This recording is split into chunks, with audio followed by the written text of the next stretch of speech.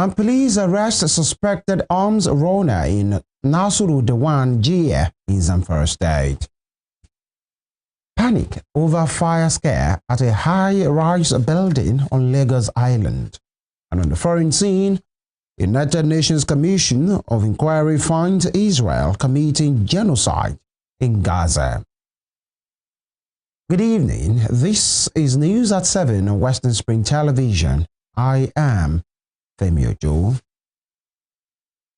The Department of State Services DSS has filed a 5-count charge at the Federal High Court, Abuja, against the presidential candidate of the African Action Congress, AAC, Omoyele Sowore. It listed X-Corp and Meta Incorporation, the owners of Facebook, as defendants. A director of public prosecutions at the Federal Ministry of Justice, Mohammed Abubakar, as well as other lawyers for the DSS, filed the charges on behalf of the agency and the Nigerian government. The DSS had on September 8 handed Sowore a 1-week ultimatum to delete what it described as a false, malicious, and inciting social media post about President Bola Tinubu.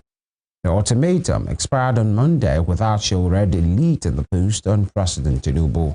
Also, the social media companies X-Corp and Meta Incorporation failed to oblige a demand by the DSS to delete Showore's accounts. Meanwhile, Sowore said he will be available whenever the case is assigned for trial. And to security matters, the Zamfara State Police Command has arrested Nasuru Dewan Gale for allegedly supplying arms to bandits. The public relations officer for the Zamfara State Police Command, Yazid Abubakar, disclosed this in a statement on Tuesday. He said the suspect was nabbed on Monday by operatives of the anti-kidnapping unit. According to him, the police operatives were on routine patrol along Gumi-Sokoto Road when they intercepted a Toyota Corolla vehicle conveying passengers from Sokoto to Gumi.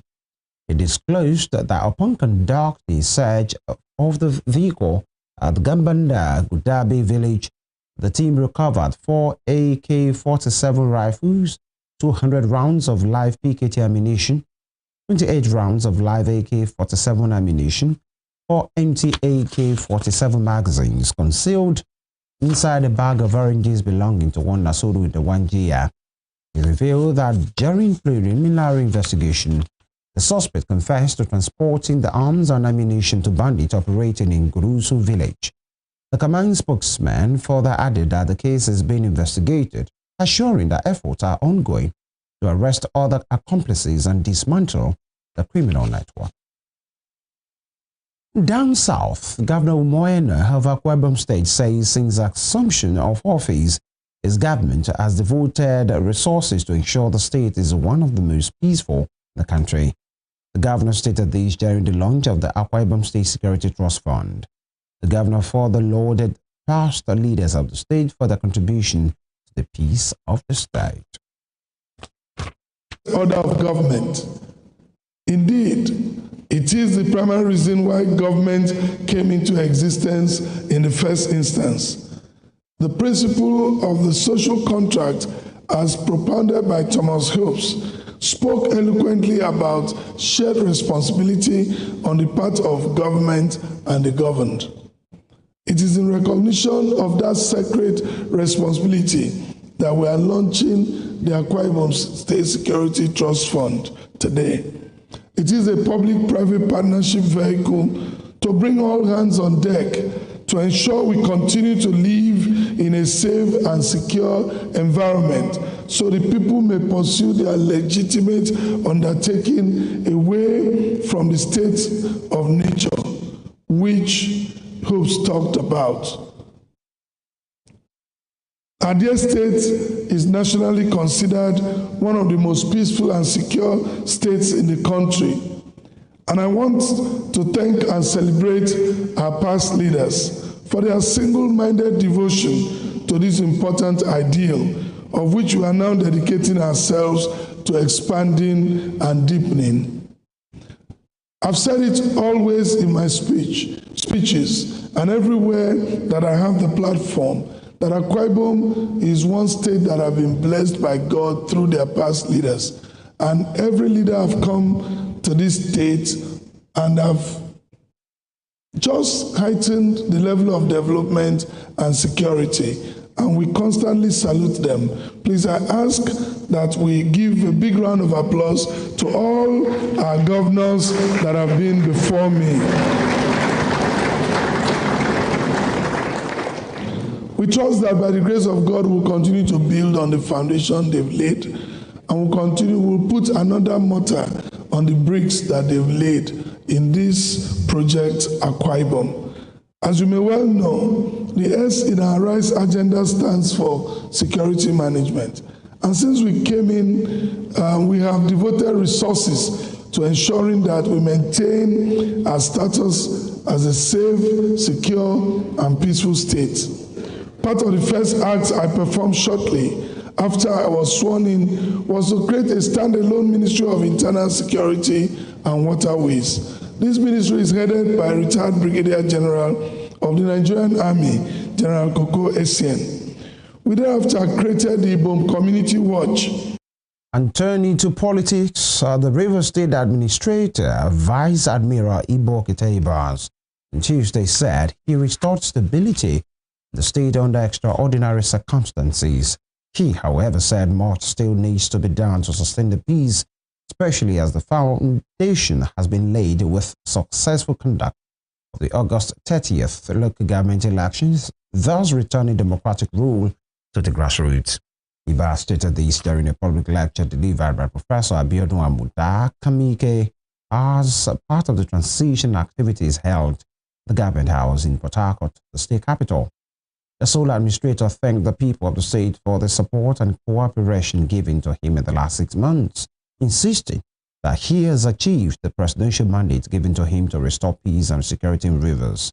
Iba stated that the public lecture was more than an intellectual exercise, describing it as a covenant renewal with the people of the state. In Edo State, former president of the Nigerian Bar Association, Olumide Akpata, has denied joining the ruling All Progressives Congress APC. Mr. Akpata was the candidate of the Labour Party in the 2024 Edo State governorship election, and report emerged that the ex-governorship candidate was set to damp the Labour Party. But in a statement on Tuesday, he described the report as malicious rumor, stressing that he had never considered switching political alliance.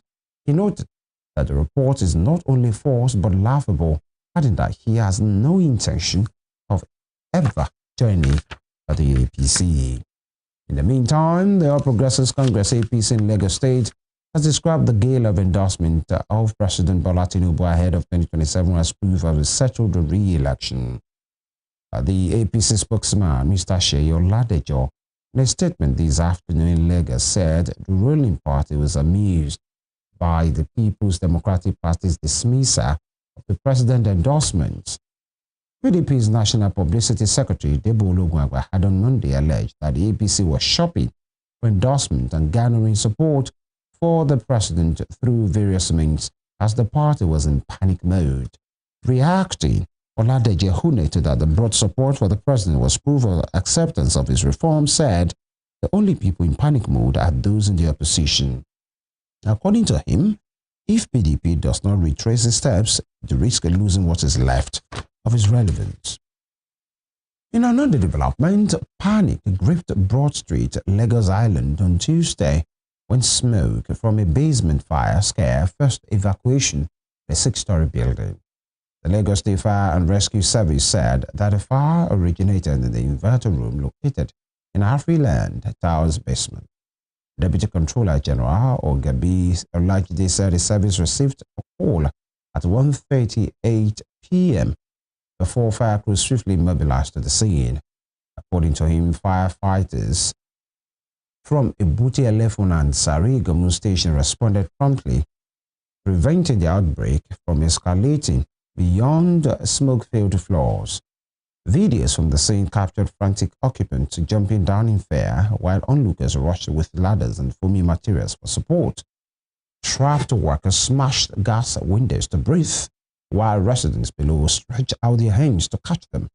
Eyewitnesses described a chaotic moment with screams echoing across Broad Street as smoke spread rapidly through the upper floor.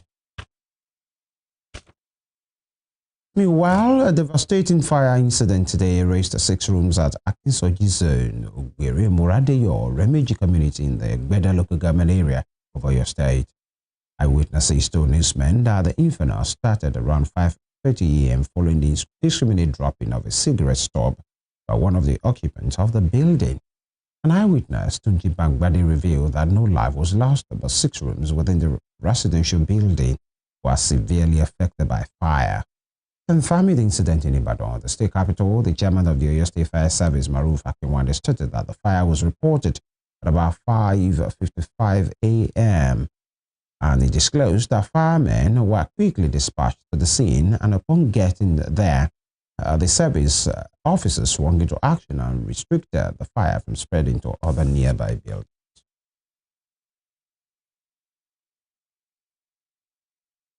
Moving on, President Bola Tinubu on Tuesday said the linkage of the national identification number with SIM cards has drastically reduced fraud and improved the national security. Tinubu who was represented by the Secretary to the Government of the Federation, Senator George Akume, spoke at the 2025 National Day of Identity organized by the National Identity Management Commission in Abuja. The president noted that identity is now more than a record, describing it as the foundation of citizenship, the gateway to opportunity, and the anchor for national security. He added that the national identification number, supported by public key infrastructure, has become central to Nigeria's digital transformation, making transactions more secure. In his remarks, the Minister of Interior, Olubunmi Tunji, said Nigeria is advancing steadily in building a secure identity system, describing digital identity infrastructure as essential to national security and economic sovereignty. The minister added that the Ministry of Interior will continue to modernize its services, expand secure enrollment, and ensure that identity-driven services are delivered. You're watching News at 7 on Western Spring Television. Still to come, NAB TV rescue 8 stolen children from Delta Orphanage. We will